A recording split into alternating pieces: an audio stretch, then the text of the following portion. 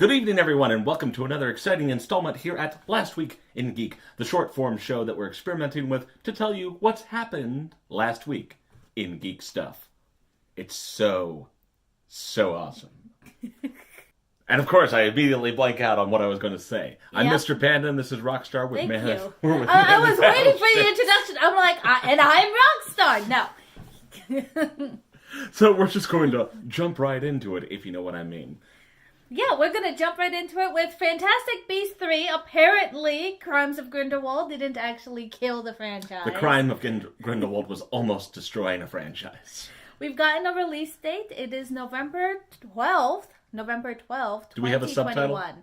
No, just the release date. Just Fantastic Beasts 3. Fantastic Beasts 3. What a relief.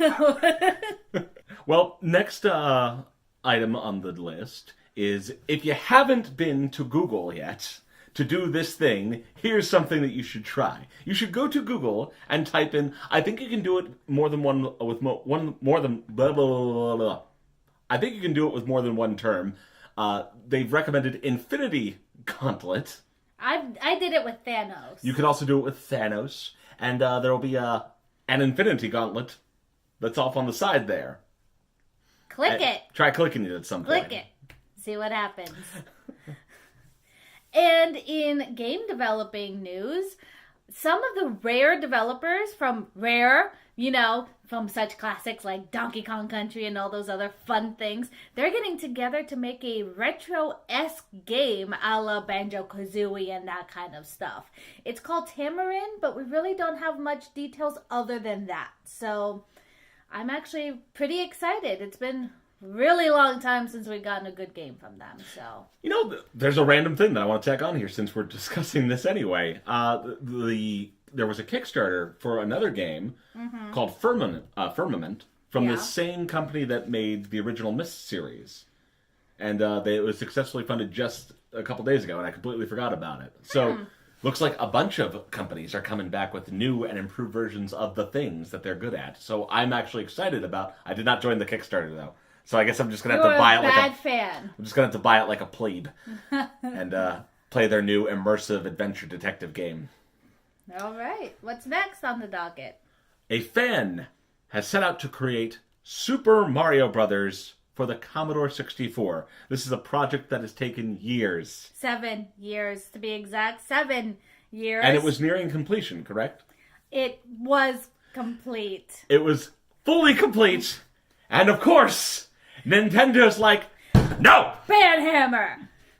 Oh, guess what? Guess what? The Banhammer is inevitable. I'm gonna have to look into it and see if there might still be like a pirate copy of the code laying around, because I'd like to play that for the Commodore 64. Sure, why not? Well, actually, you know what else is getting kind of fan remake? Sonic 06. Just to tack that on there. Sonic 06 is getting a fan remake, so for what? No, they're just remaking the game and actually making it functional and playable, from what I understand. They're just trying to make it a good game. In honor of the release of the Sonic movie, with all those brilliant screen cap preview leaks. That's a dapper mustache there, sir. I wish them all the luck, because remaking that cannot be easy. Now, in other interesting news, there was a recent research done by Nationwide Children's Hospital about the infamous known series on Netflix called 13 Reasons Why. Oh, this coming up again. And according to them, there was an increase in teen suicide for about 28.6% for people who want to know the actual percentage. A 28.6% increase. They're saying that a quarter, it went up by a quarter. Yes. Teen suicide. Because of the show? They've correlated it with the premiere of the show. I see.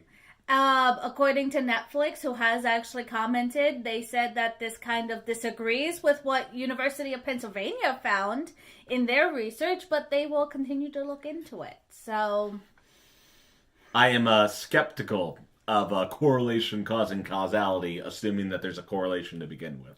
Well, I mean, correlation is not causation, but that being said, I don't know. I have no idea. I think they said the ages were from 10 to 17. If you're letting your 10-year-old watch 13 Reasons Why, there might be bigger problems at home. Exactly. There's bigger problems there. But, you know. Like, I get it that in the age of the modern internet, the kids run around unsupervised all the time.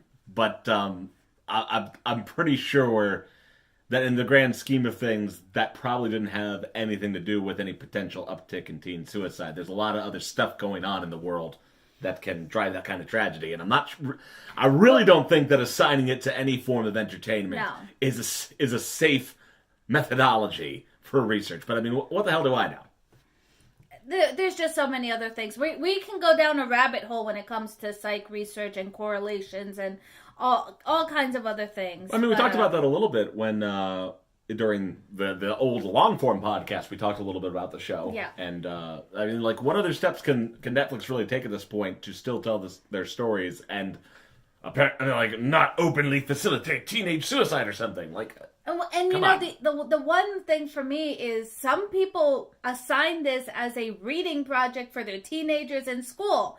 We never did any research to see if that was a correlation for suicide because kids were forced to read it at school. Yeah, I don't know how I feel about that. That's an interesting idea. Huh. Kids actually read this book. Well, I mean, I know obviously someone, it seems like it's a book that could potentially be marketed to and honestly, a late teen audience at least, but like...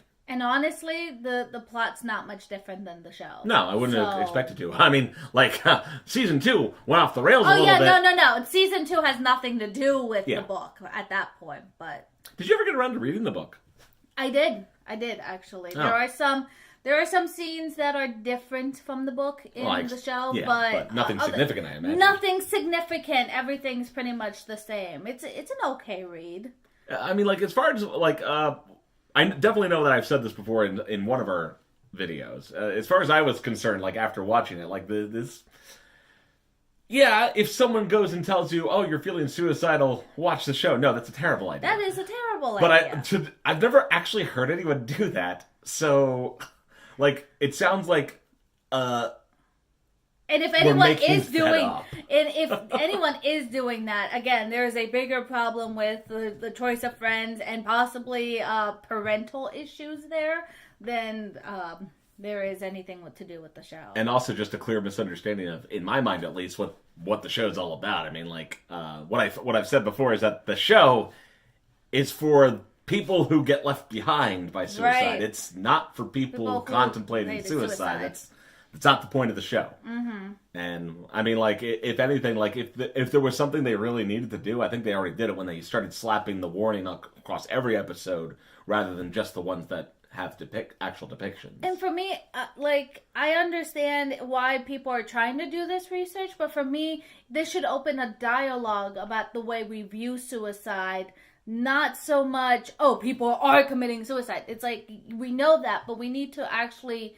open up and talk about it and have something that opens that gate. And that's what I felt 13 Reasons Why was. Even if it's a bad starting point, it's still something that we try not to talk about. And we should try to have a dialogue about it. Even if 13 Reasons Why isn't your cup of tea, or you could say portrays mental health in a bad light if you want to have that conversation, but at least you're having a conversation. Now we're already on a downer note. Yeah, well, let's move on. You know, I got a good idea. Let's get the other the other mixed kind of note out of the way. All right, and then we'll just go over the more high spirited ones to end on. All right. Well, the other one that's a bit mixed is PewDiePie is ending the sub to PewDiePie meme. Of course, stating issues like. I mean, I think there was the defacement of, was it the World War II monument? Yeah, the video he posted, he was going over a couple different things that was like, he was talking about how, like, it slowly progressed into people getting the wrong idea. Yeah, and then, of course, you know, the cherry on top for him was the whole Christchurch thing, and I kind of agree with him that doing it as a reactionary right after the Christchurch thing would have seemed too much like shifting the focus from the victims to him. So I can understand why he might have waited. But I can also understand why it might have been pretty traumatic for him to be like, this was supposed to be funny. This was supposed to be a joke. It was supposed to be a meme. People started taking it too far, and it's like this was the straw on the camel's back, and I just can't continue doing it. So I can understand where he's coming from. I mean, he also raised a good point that he doesn't want it, he doesn't want his subscriptions to be about trying to beat another channel. Mm-hmm. But I mean, for me, it really sucks. Because shortly after the whole thing with Christchurch happened, I even made a comment about it during a panel. And I mean, it was an adult-oriented panel, but my feeling was that I don't think that we should let something like that have power over what we do. It's like the guy who at Christchurch had nothing to do with it. Well, is just one more feature of someone who is a terrible person is latching on to the most extreme form of edgelording. No, well, I mean, I can understand that part, but I can also understand Pewdie being, like, really upset that it happened. Yeah, absolutely. Like, his name being thrown around like that, absolutely. I completely understand why he did it. And again, I even, at least there was that one point where he was talking about, from a certain perspective, I don't want my success to be based off of this conflict in the first place. Mm-hmm. So, I mean, I don't know. It's just, I don't like having the feeling that we have to let the wrong people win, because that's what it feels like to me, is that, the people who are throwing this around as hate are winning. Well, I mean, like I said, I think Christchurch was more of a straw on the camel's back, because he seemed okay that, okay, you guys are going to deface the monument. Like, it's not okay. I've told you guys it's not okay. Don't do stuff like this. I will go donate my own money.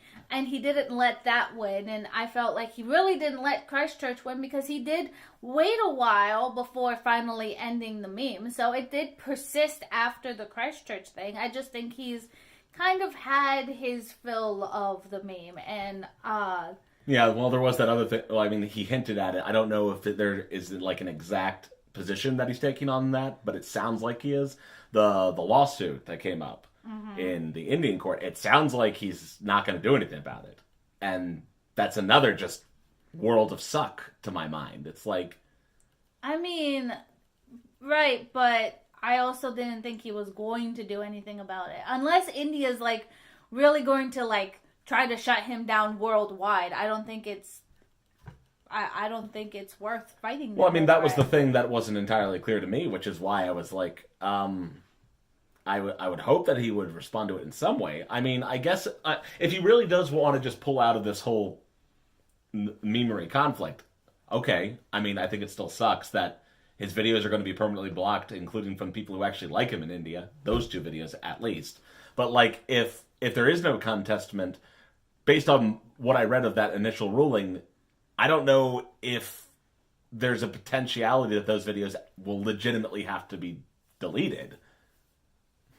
Well, there's no clear. Them. Did he say he was deleting them? No, not him. Oh. According to the court, they have to be blocked and removed eventually. So, what control does the Indian High Court have over? I don't think YouTube's access. Well, I don't think they have that kind of control, and I think the moment that it gets removed, he'll probably move on it from there. That's just my opinion.